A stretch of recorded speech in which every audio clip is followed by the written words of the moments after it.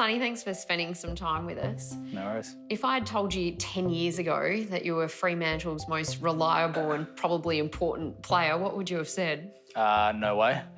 I'm not consistent and my diet's not good. So take us back to the beginning. When I say Midvale, what springs to mind for you? Bushby Street. Me, Nick Nat Nui and Chris Sharon, going to school together, playing all sorts of sports together, just hanging out and just being good mates. Nick Nat says everyone just wanted to be a footy player, a basketballer or a rapper, and that you fancied yourself at all three. Yeah. You got any rapping for us? Oh, I could probably break something out, but I'm not going to do it. Go on. No, I'm not going to do it. I'll ask you again later. Be honest, what's the most mischief that you, Nick Nat and Yaz got up to? Oh, now there's a lot. Like, it's more harmless mischief rather than full-on mischief. Bit of graffiti? Yeah. About as bad as it got? Always. Yeah. No, pretty much. Back then it was easy to slip off and go down a different path. At times we did. Although Midvale was known as a bad place, it definitely made me who I am today and the person I am, and the people around there were unbelievable as well. Nick was telling me about a school photo that you guys were looking at just a few weeks ago. Nico sort of alluded to it, like, we could have counted 3 or 4 boys that were in jail at the moment or that have been to jail and stuff like that. So it doesn't make them any different, but you sort of wonder, like, could have that been us? Tell me how hard the professionalism of footy was for you when you first got drafted. Did it take a bit of adjusting? Yeah, definitely. I reckon it took me 4 or 5 years. You sort of think you're doing the right things, but you're not. I never had my licence when I first got drafted. Mum used to drive me to training every day. And at times we didn't have fuel, whereas my brother was working at the time and he'd give us $20 to get to training. So he doesn't get any credit for anything he's done.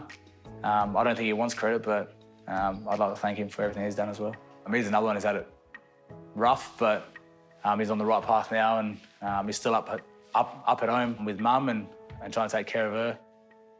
Tell me about the SAS camp down in Hamlin Bay around Tab told you to say. Around 2010.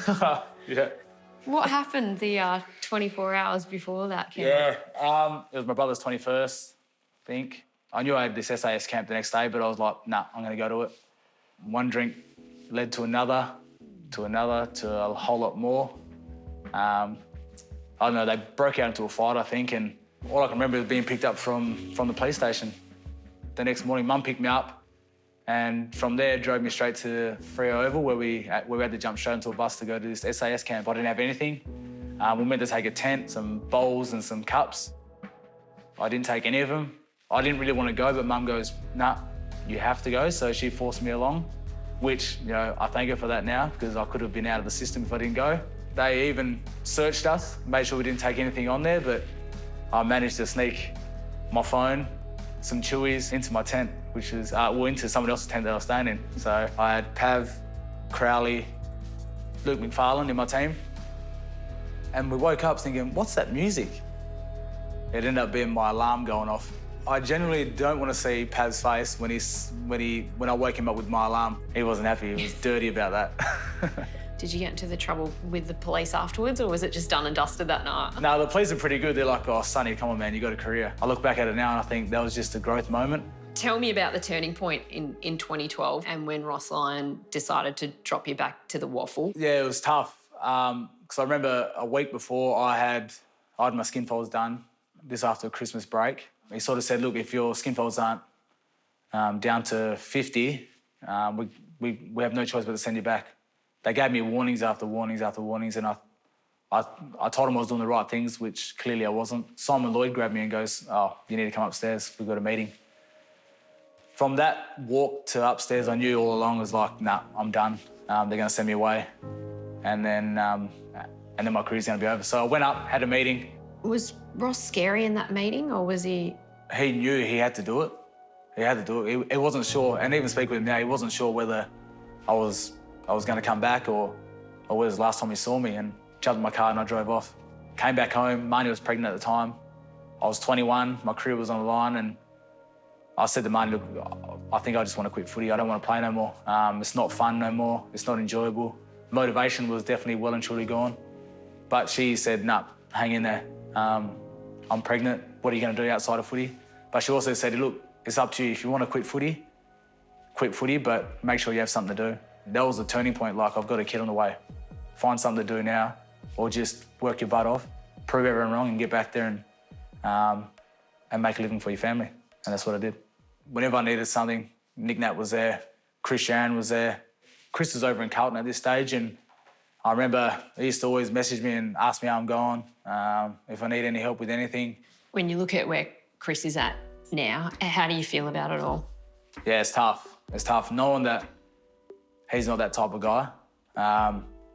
Everyone that's come in contact with Chris knows that, you know, he's a genuine bloke, harmless, kind, caring.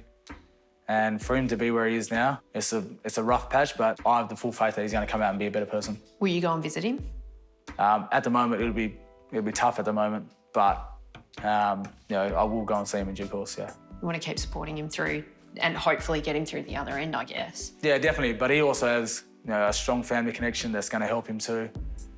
You know, his mum, you know, she works her backside off for him, and you know, and she's also a massive support for him, and he's lucky to have her. Do you get physically upset over it? Have you caught yourself crying about, you know, seeing somebody that close to you go through this? Yeah, definitely. I mean, it is tough, and I mean, it's one of those things that I think about behind closed doors. I don't really want to, you know, bring it out, especially around my family and my kids and stuff like that.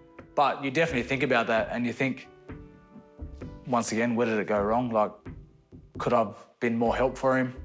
Could I be by his side when, you know, when my chips were down, he was there. Why wasn't I there and stuff like that?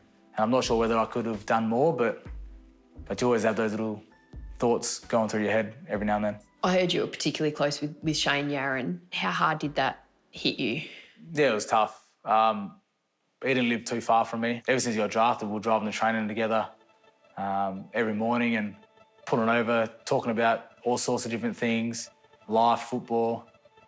You know, he was someone I can lean on whenever I felt like I needed help in training and stuff like that. And the things that did happen with him, you know, it did hurt me. It was hard to go through, but same as with Chris, you know, I've known Shane all my life as well. I've known their family all my life, and even now we still talk to his family and stuff like that. So yeah, it was tough. It did cut me deep, knowing that, you know, in a matter of minutes, you know, someone that you're close with is gone. Time for a quick break, but still to come on the mark. There's more with Neroli and Sonny. What about your relationship with Ross now? Are you the coach's pet? Is that fair to say? Yeah. Yeah, I'm definitely the coach's pet. Like, you know, we're like good mates. Ross has been there ever since I got sent back. He's the one who gave me the tough love when I needed it. Having a younger group this year, it sort of brought out his softer side. He's hugging people, kissing Brad on the head. I haven't got a kiss on the head yet. But yeah, it might be unusual to a lot of other people, but behind the lens, you really see what Ross is like at the club. You mentioned Bradley Hill. He tells me that you're a little bit oddly superstitious. Tell me about not being the last one off the back of the bus on interstate trips. Is he making stuff up? Nah, I hate it. I remember I was saying to Michael Johnson probably about 6-7 years ago that I don't want to be the last off the bus. I think I might have had a rotten egg thing, or what is it? No, I think I might have had a crap game when I was last off the bus. Maybe, or I must have dreamt it or something. But and I remember the other week, Collingwood game, Brad was being an idiot like he usually does. As I went to get off, he stood in front of me and he sort of just tried to run off the bus, and I grabbed him by the back of the bag. And I said, "You're not going nowhere. I'm getting off first." And he goes, "No, I'm getting off." And I was like, "Brad, I can't be the last. You know this." I got angry and he said, "All right, we'll go." So then I quickly got off the bus and I try to make up with him, and he got a little bit sooky with me, but... The boys say you give it, but you can't take it. Yeah. Yeah, I can't take it. Especially with Brad. Like, Brad carries on a bit too much. And you have a joke with him, but he carries on with it, like, way too long. And his laugh just, it does my head in. Any other superstitions? When I'm having a set shot, I like to spit 4 times. So 1, 2, 3, 4.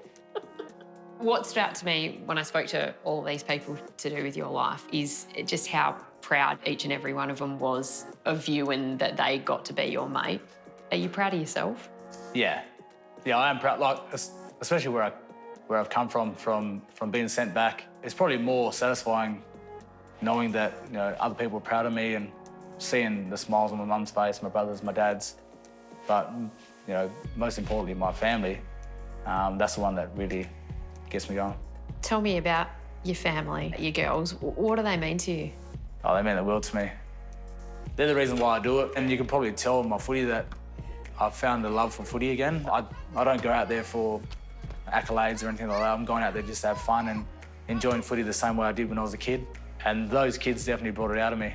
I wear wrist tape in a game and I write the girls' names down on it just so it's a trigger throughout games. If I'm having a rough patch, it's a trigger for me to keep going and it gives me the confidence to do what I have to do on the footy field. Motivation? Motivation, definitely.